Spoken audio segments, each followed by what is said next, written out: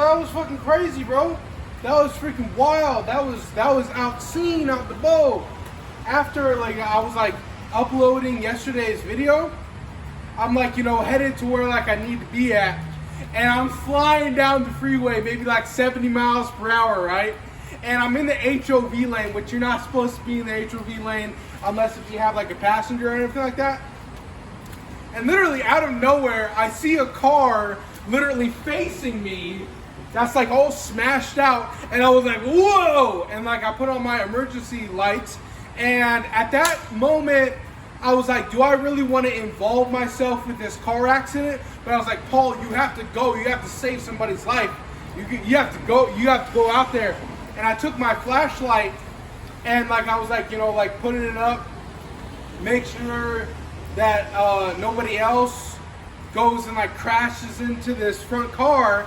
And obviously, you know, this crashed out car, I don't see anybody like standing by it or anything like that. I'm like, oh my God, he's still inside of the car. He might be dead.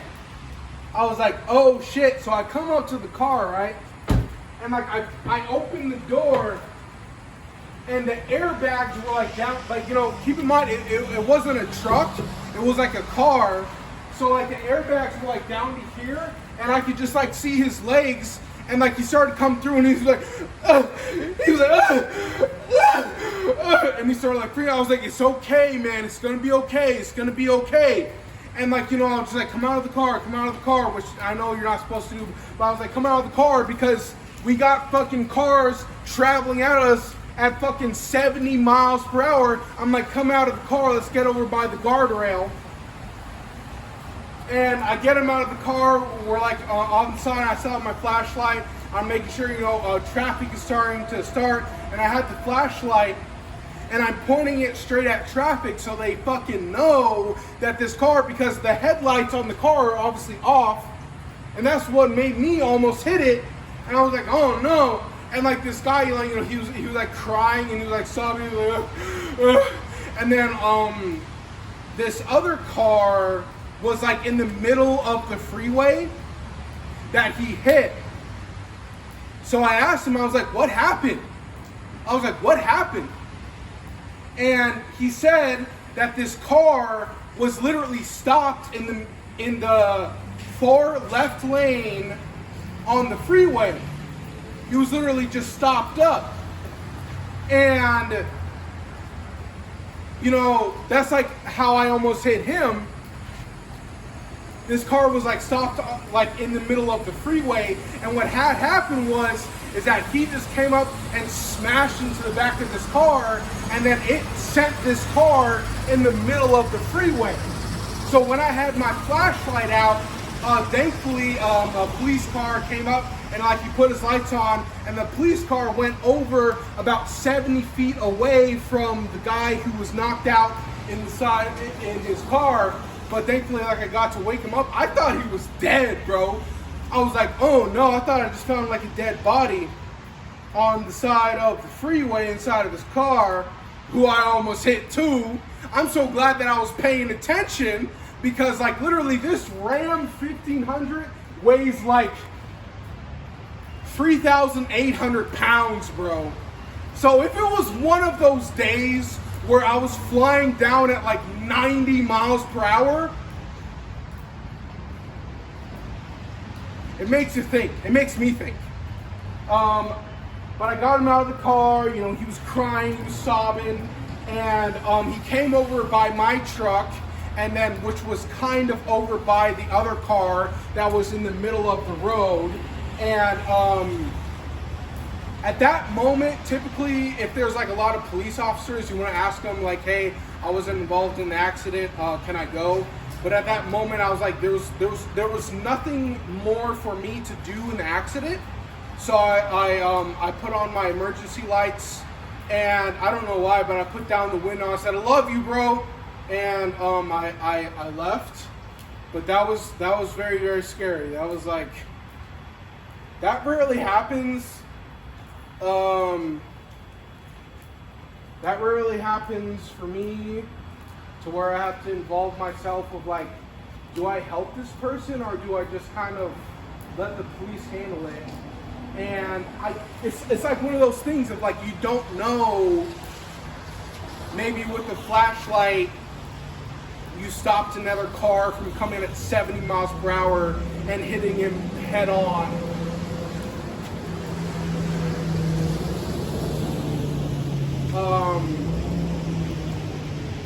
The reason why I try to not involve myself in situations of that, like that, in car accidents, is because you could just be getting in the way. You could literally just be like getting in the way and potentially making it so that somebody else gets hurt.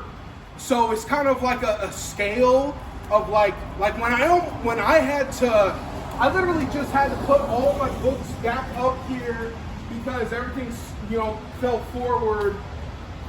The reason why I have so many books there is because I like to read a lot, and it also helps me not accelerate and drive around and speed like an idiot, because this is a V8,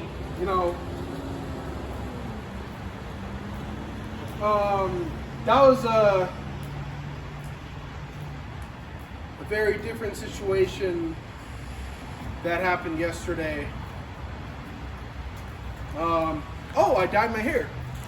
Look at my hair. I dyed my hair. I dyed my hair red because we had the orange, and of course we had to go for the red. We had to go for the red for YouTube, So, of course I wouldn't have left the guy if the police weren't out there, but that happened. We have some problems with the hair and my hand is because this never happens when I dye my hair myself. This doesn't happen, but what happened was with my hand, of dyeing my hand, because that's washed off. That's like hand soap. I put some hand soap on it and that's all the way washed out. But what had happened was, is that the glove ripped. The glove ripped, and and that kind of happened, and now my skin is dyed red for the next couple of weeks or whatever it is. But the thing with my hair, you see, we have this little bit of bleed over. But what I'm going to do tomorrow is I'm going to take a razor and then cut it right there where it's supposed to be. And it's still going to be red, but all this hair is going to be gone tomorrow. But I already have work. I already have work for the next 4 days. So that's a real good thing because I'm going to be making money again. But the not good thing is that my hands are dyed for the next couple of weeks. Yeah, and this is kind of fortuitous that this is the parking lot of a hospital, and I was trying to find a place to where I can film at, but there's like 16 security guards here, and maybe this would be like a good place to post up at, but I mean, they just keep on walking on through, so I'm just gonna go ahead and move my ass along. Yeah, I'm not gonna lie to you, bro. This shit's fucking rough. This shit is so freaking difficult to like make a video every single day. This shit is like really, really difficult because like I was thinking of how like I was thinking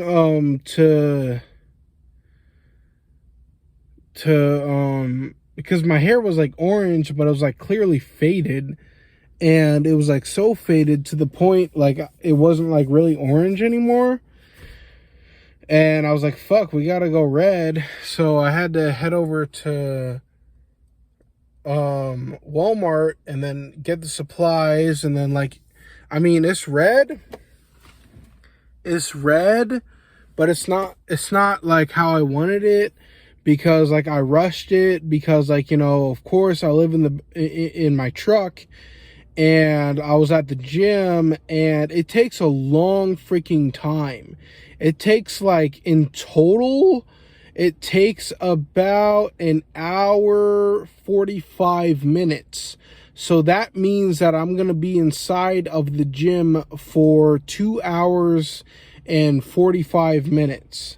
Did I just say an hour 45? No, it takes about 2 hours and 45 minutes. My brain is like fucked up right now. Like it is not okay. Like this is like ridiculous, especially with like all this rain.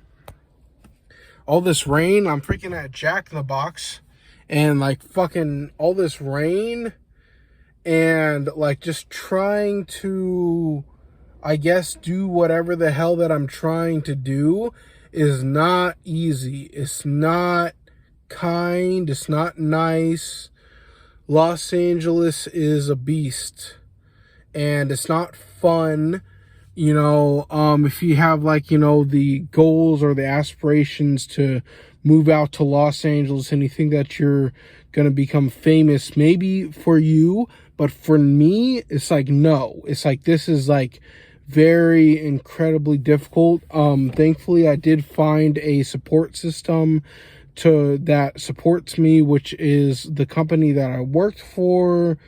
Does I say worked? No, that I work for. I currently work today, and it's it really, really helps me out of being able to work doing security, which is really, really nice. But I mean, it's just like, it was just awkward, like dyeing my hair, because I need to dye it blonde, and then on top of that I need to dye it red.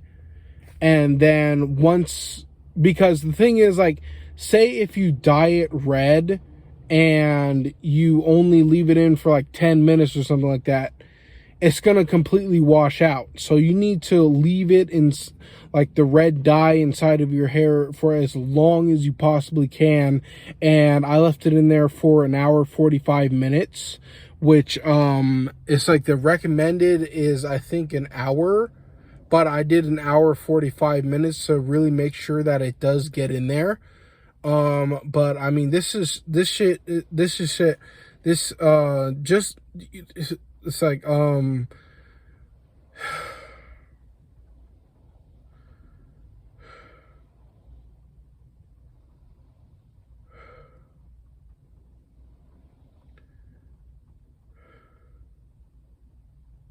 honestly, I don't know what the fuck I'm doing. I don't know what the fuck I'm doing.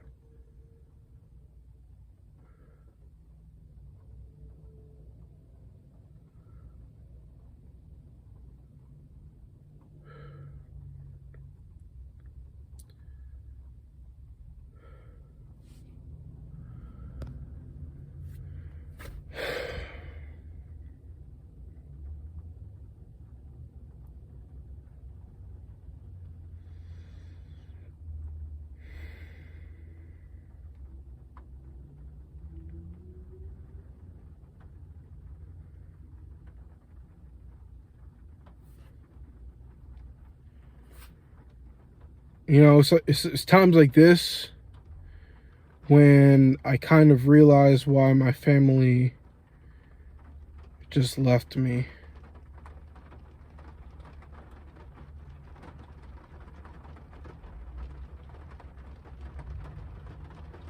Well, with that said, I guess I'll see you guys tomorrow at 5 o'clock in the morning. Bye.